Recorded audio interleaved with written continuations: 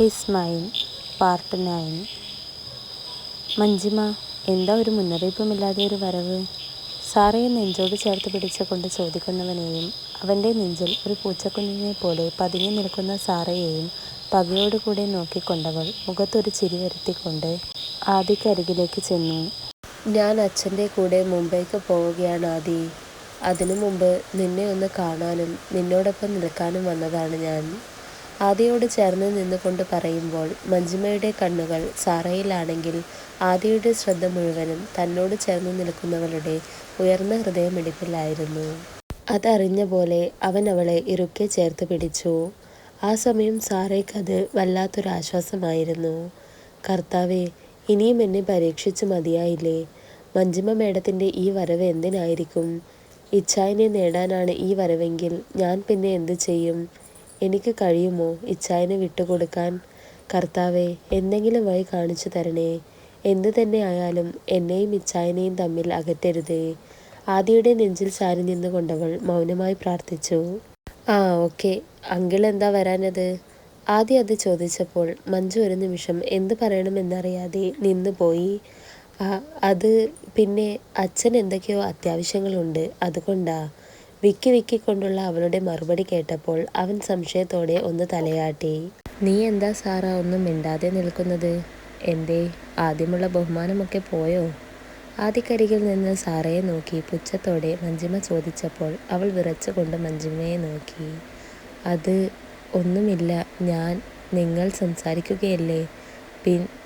Sara വീണ്ടും എന്തോ പറയാൻ വേണ്ടി നോക്കിയപ്പോൾ തന്നെ ആദിയുടെ കൈകൾ അവളുടെ സാരിക്കിടയിലൂടെ വയറിൽ സ്പർശിച്ചപ്പോൾ ഞെട്ടിക്കൊണ്ടവൾ അവനെ നോക്കി. അവൻ അപ്പോഴും അവളെ നോക്കാതെ ഗൗരവത്തിൽ നിൽക്കുകയായിരുന്നു.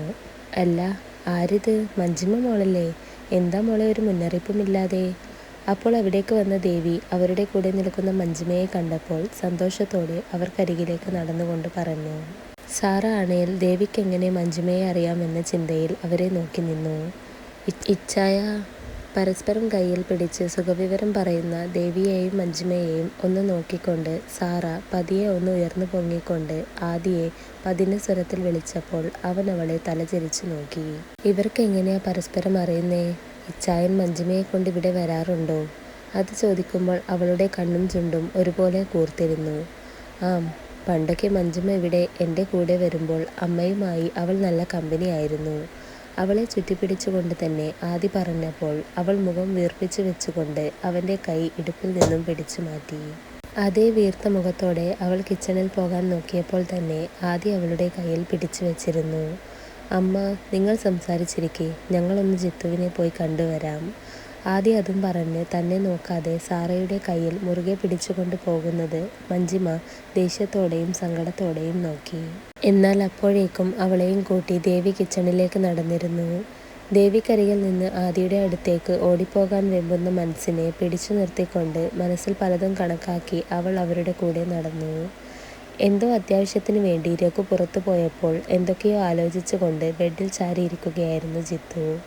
പെടുന്നനെ ഡോർ തുറക്കുന്നതിൻ്റെ ശബ്ദം കേട്ട് അവിടേക്ക് നോക്കിയ അവൻ അകത്തേക്ക് കടന്നു വരുന്നവരെ കണ്ടപ്പോൾ ചുവന്ന മുഖത്തോടെ നോക്കിയിരുന്നു. ആഹാ, ഇരിക്കുകയായിരുന്നോ മാൻ? സോറി ട്ടോ, ഞാൻ അറിയാൻ വൈകിപ്പോയി. പിന്നെ ഇന്നലെ മര്യാദയ്ക്ക് ഉറങ്ങാത്തത് കൊണ്ട് നല്ല ക്ഷീണം, അതുകൊണ്ട് താഴത്തെ ബഹളമൊന്നും കേട്ടില്ല. സാറയുടെ കയ്യിൽ കൈകോർത്ത് പിടിച്ച് ജിത്തുവിൻ്റെ മുന്നിലുള്ള ചെയറിൽ ഇരുന്നു കൊണ്ട് ആദി പറഞ്ഞപ്പോൾ സാറ കൂടെയുള്ളത് കൊണ്ട് ജിത്തു പൊട്ടി വന്ന ദേഷ്യം കടിച്ചമർത്തി. സാറ ആണെങ്കിൽ ആദിയുടെ സംസാരം കേട്ട് ആകെ ചമ്മിയിരിക്കുകയായിരുന്നു. പക്ഷെ അപ്പോഴും അവളുടെ കണ്ണുകൾ ജിത്തുവിൻ്റെ തലയിലും ദേഹത്തുമുള്ള കെട്ടുകളിലായിരുന്നു. ശരിക്കും എന്താ പറ്റിയത് ചേട്ടായി? സങ്കടത്തോടെയുള്ള സാറയുടെ ചോദ്യം കേട്ടപ്പോൾ അതുവരെ അവളെ നോക്കി നിന്ന ജിത്തുവിൻ്റെ മുഖം കാറ്റഴിച്ചു വിട്ടതുപോലെയായി. ആദിയാണെങ്കിൽ ഒന്നും മിണ്ടാതെ ചിരി കടിച്ചു പിടിച്ച് നിൽക്കുകയാണ്. അവളുടെ മനസ്സിൽ തനിക്കൊരു ചേട്ടൻ്റെ സ്ഥാനമാണെന്ന കാര്യം കേട്ടപ്പോൾ തന്നെ ജിത്തുവിന് ദേഷ്യം വന്നു എങ്കിലും അവൻ ആത്മസംയമനം പാലിച്ചു. എന്താണെന്ന് എനിക്കും അറിയില്ല സാറ, ഏതോ പുന്നാര മോൻ എനിക്കിട്ട് വെച്ചതാണ്. അതിനുള്ളത് ഞാനിതൊക്കെ ഒന്ന് മാറിയാൽ മുതലും പലിശയും ചേർത്ത് കൊടുത്തോളാം. ജിത്തു അത് പറയുമ്പോൾ അവൻ്റെ കണ്ണുകൾ മുഴുവനും പുച്ഛത്തോടെ ഇരിക്കുന്ന ആദിയിലായിരുന്നു. ചേട്ടായി നല്ലോണം റെസ്റ്റ് എടുക്കൂ, ആദ്യം ഇതൊന്നൊക്കെ ഒന്ന് ഭേദമാകട്ടെ.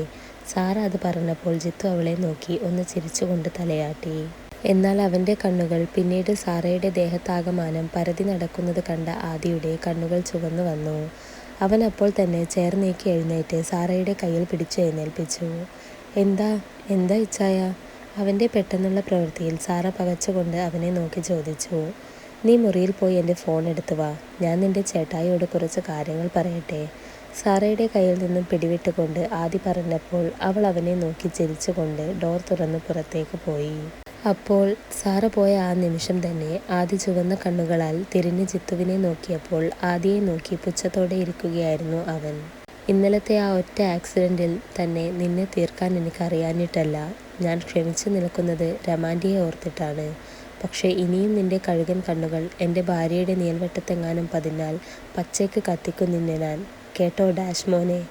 ആദ്യം അതും പറഞ്ഞുകൊണ്ട് ജിത്തുവിൻ്റെ മുഖം നോക്കി കൈ ചുരുട്ടി പിടിച്ച് ഒരടി കൊടുത്ത് കാറ്റിൻ്റെ വേഗത്തിൽ ഡോർ തുറന്ന് പുറത്തേക്കിറങ്ങി. അപ്പോൾ അകത്ത് നിന്നും ജിത്തുവിൻ്റെ വേദനയോടെയുള്ള അലർച്ച ഉയർന്നു കേട്ടുവെങ്കിലും അത് ശ്രദ്ധിക്കാതെ അവൻ സാറയെ നോക്കി റൂമിലേക്ക് നടന്നു. എന്നാൽ അവൻ സ്റ്റെയർ കയറാൻ തുടങ്ങുമ്പോൾ തന്നെ അവിടേക്ക് രമ വന്നതും അവരുടെ ക്ഷീണം ബാധിച്ച മുഖം കണ്ടപ്പോൾ ആദ്യം അവരെയും കൊണ്ട് ഹാളിലെ സോഫയിൽ ചെന്നിരുന്ന് ഓരോന്നും പറഞ്ഞ് അവരെ സമാധാനിപ്പിക്കാൻ തുടങ്ങി. ഇതേസമയം മുറിയിൽ കയറി ആദിയുടെ ഫോൺ കയ്യിലെടുത്ത് വേഗത്തിൽ സാറ പുറത്തേക്ക് നടക്കാൻ തുടങ്ങുമ്പോഴായിരുന്നു അവിടേക്ക് മഞ്ജിമ വന്നത്.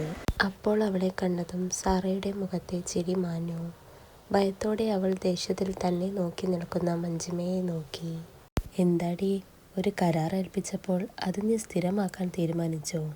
എന്താ ഇതിൻ്റെയൊക്കെ അർത്ഥം? അവൻ്റെ ഭാര്യയായി ജസ്റ്റ് ഒന്ന് അഭിനയിക്കാൻ വേണ്ടിയല്ലേ ഞാൻ നിന്നെ ഇങ്ങേക്ക് പറഞ്ഞു വിട്ടത്? പക്ഷെ എന്താ ഇവിടെ ഇപ്പോൾ നടക്കുന്നത്? പറയടി, പറയാൻ. സാറയുടെ കഴുത്തിൽ കിടക്കുന്ന താലിയിൽ ചൂണ്ടിക്കൊണ്ട് മഞ്ജിമ ഓരോന്നും ചോദിക്കുമ്പോഴും അവളോട് എന്ത് പറയണമെന്നറിയാതെ നിൽക്കുകയായിരുന്നു സാറ. അത് പിന്നെ ഇച്ചായൻ. ഇച്ചായനോ? ആരാടി നിന്റെ ഇച്ചായൻ? ഹേ, ഒരു കാര്യം ഏൽപ്പിച്ചാൽ അത് ചെയ്താൽ മതി, അല്ലാതെ കൂടുതൽ അടുക്കാൻ നിൽക്കരുത്. അല്ലെങ്കിലും അനാഥയായ വേലക്കാരിയായ നിനക്കെങ്ങനെ നീലേശ്വരം തറവാട്ടിലെ ആദിശേഷനെ മോഹിക്കാൻ പറ്റും? അതിനുള്ള യോഗ്യതയും അർഹതയും നിനക്കുണ്ടോ? പകയോടെയുള്ള മഞ്ജിമയുടെ വാക്കുകൾ സാറയുടെ ഹൃദയത്തിൽ ആഴത്തിൽ പതിക്കുന്നുണ്ടായിരുന്നു. അവളുടെ വാക്കുകൾ ഓരോന്നും മൂർച്ചയേറിയ കാരമുള്ള പോലെ ഹൃദയത്തെ കീറി വരയുമ്പോൾ അവളുടെ കണ്ണുകൾ നിർത്താതെ പെയ്യാൻ തുടങ്ങി. വിതുമ്പിക്കൊണ്ടവൾ മുഖം താഴ്ത്തി കയ്യിലുള്ള ആദിയുടെ ഫോണിൽ മുറുകെ പിടിച്ചു നിന്നു. അപ്പോഴും ദേഷ്യം മാറാതെ ഓരോന്നും പറഞ്ഞുകൊണ്ടിരിക്കുകയായിരുന്നു മഞ്ജിമ. എന്തായാലും കല്യാണം നടക്കാനുള്ളത് നടന്നു. പക്ഷെ അത് വെറും ഡ്രാമ മാത്രമായിരുന്നു എന്ന് നമുക്ക് 3 പേർക്കും അറിയാം. അതുകൊണ്ട് ഇനി നിന്റെ ആവശ്യം ഇവിടെയില്ല. ഇവിടെ ഉള്ളവരോട് ഞാൻ കാര്യം പറഞ്ഞോളാം.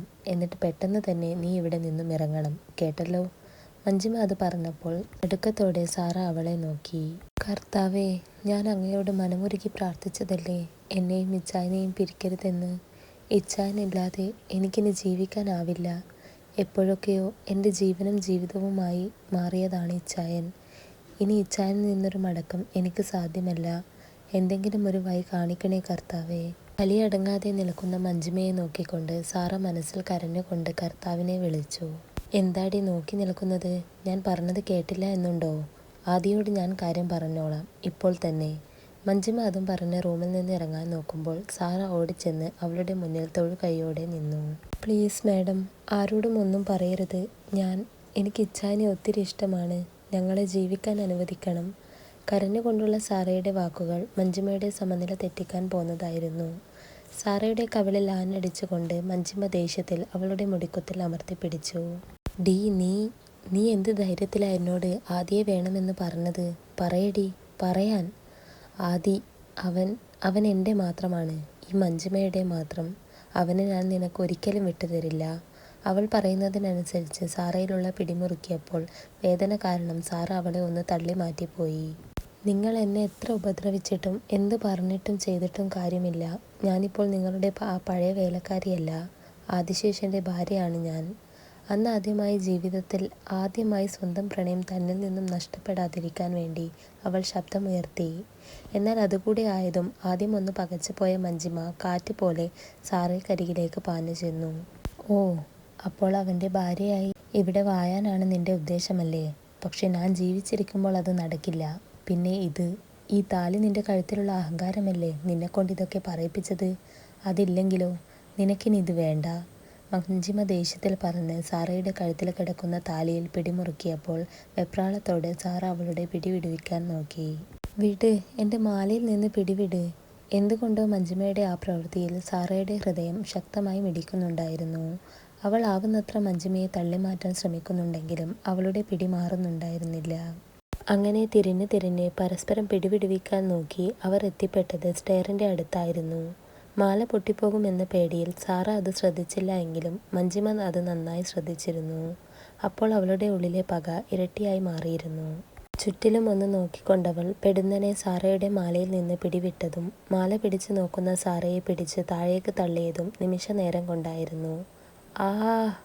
ഒരലർച്ചയോടെ സാറ ചെന്ന് വീണത് ഹാളിൽ രമയോടൊപ്പം എന്തൊക്കെയോ സംസാരിച്ചു കൊണ്ടിരിക്കുന്ന ആദിയുടെ മുന്നിലുള്ള ചില്ല് ടേബിളിനു മേലെയായിരുന്നു.